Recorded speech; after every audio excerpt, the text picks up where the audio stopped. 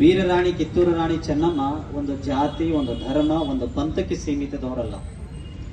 ಎಲ್ಲ ಜಾತ್ಯತೀತವಾಗಿ ವೀರರಾಣಿ ಕಿತ್ತೂರು ರಾಣಿ ಚೆನ್ನಮ್ಮನ್ನು ನಾವೆಲ್ಲ ಗೌರವಿಸ್ತೇವೆ ಮತ್ತು ಅವರನ್ನ ಗೌರವದಿಂದ ನೋಡುತ್ತೇವೆ ಮತ್ತು ಅವರು ಮಾಡಿರ್ತಕ್ಕಂಥ ಕ್ರಾಂತಿಯನ್ನು ನಮ್ಮೆಲ್ಲರಿಗೆ ಮಾದರಿಯಾಗಿ ಉಳಿದಿದೆ. ಹಾಗಾಗಿ ಮಾನ್ಯ ಜಿಲ್ಲಾಧಿಕಾರಿಗಳು ಮತ್ತು ಮಾನ್ಯ ತಹಸೀಲ್ದಾರ್ ಸಾಹೇಬರವರಿಗೆ ಮತ್ತು ವರಿಷ್ಠ ಅಧಿಕಾರಿಗಳು ಹೇಳೋದಿಷ್ಟೇ, ನಾಳೆ 28ನೇ ತಾರೀಕು ಸಮಯ ಕಳ್ಕೊಂಡು 29ನೇ ತಾರೀಕು ಸಮಯ 10 ಗಂಟೆಯಿಂದ ಮತ್ತೆ ಉಪವಾಸ ಸತ್ಯಾಗ್ರಹ ಪ್ರಾರಂಭ ಮಾಡುತ್ತೇವೆ. ಈ ಬಾರಿ ಉಪವಾಸ ಸತ್ಯಾಗ್ರಹ ಪ್ರಾರಂಭ ಮಾಡಿದರೆ ಬ್ಲಡ್ ಚೆಕಪ್ ನೋ, ಮೆಡಿಕಲ್ ಯಾವುದೂ ಸ್ಪಂದನೆ ಮಾಡಲಾರ್ದಂಗೆ ಕೂಡ್ತೇವೆ. ಹೆಚ್ಚು ಕಡಿಮೆ ಏನಾದರೂ ಜಲಮುಖ ಆಯ್ತಂದ್ರೆ ನಮ್ಮ ರೈತರು ಸುಮ್ಮನೆ ಕೂಡೋದಿಲ್ಲ, ಎಚ್ಚರವಾಗಿ ಇರ್ಬೋದು.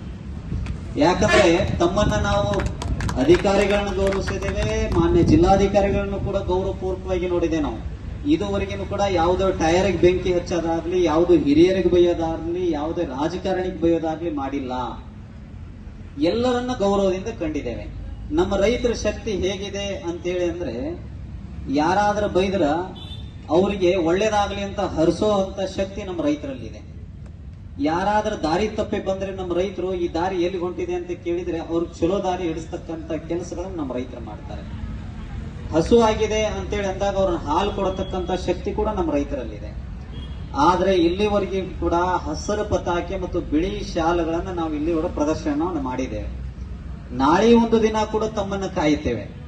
ನಾಳೆ ಸಮಯ 8 ಗಂಟೆ ಮಟ್ಟದಂತೂ ಕೂಡ ತಮ್ಮನ್ನ ಕಾಯುತ್ತೇವೆ. ನಾಡ್ದು ಬೆಳಿಗ್ಗೆ 10 ಗಂಟೆ ತದನಂತರ ತಾವೇನಾದ್ರೂ ಈ ಖರೀದಿ ಕೇಂದ್ರಕ್ಕೆ ಒಂದು ತೆರೆ ಎಳಿಲಿಲ್ಲ ಅಂದ್ರೆ ಆ 10 ಗಂಟೆ ನಂತರ ಮತ್ತು ಉಪವಾಸ ಸತ್ಯಾಗ್ರಹ ಪ್ರಾರಂಭ ಆಗ್ತದೆ. ಈ ಬಾರಿ ಮಾತ್ರ ಉಪವಾಸ ಸತ್ಯಾಗ್ರಹ ಒಮ್ಮೆ ಕುಂತ್ವಿ ಅಂದ್ರ ಯಾವ ಕಾರಣಕ್ಕೂ ಯಾರ ಬಂದರೂ ಕೂಡ ಹೇಳ್ತಕ್ಕಂತ ಮಾತೇ ಇಲ್ಲ ಅಂತೇಳಿ ಈ ಮೂಲಕ ತಮ್ಮನ್ನ ತಿಳಿಪಡಿಸ್ತಾ ಇದ್ದಾರೆ.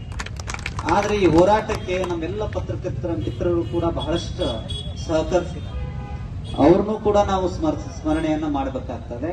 ಹಾಗಾಗಿ ಇಲ್ಲಿ ನಮ್ಮ ಮಾತು ಹೆಚ್ಚಾಗಬಾರ್ದು, ನಮ್ಮ ಕೆಲಸ ಹೆಚ್ಚಾಗಬೇಕು. ಕೆಲಸದ ಮುಖೇನವಾಗಿ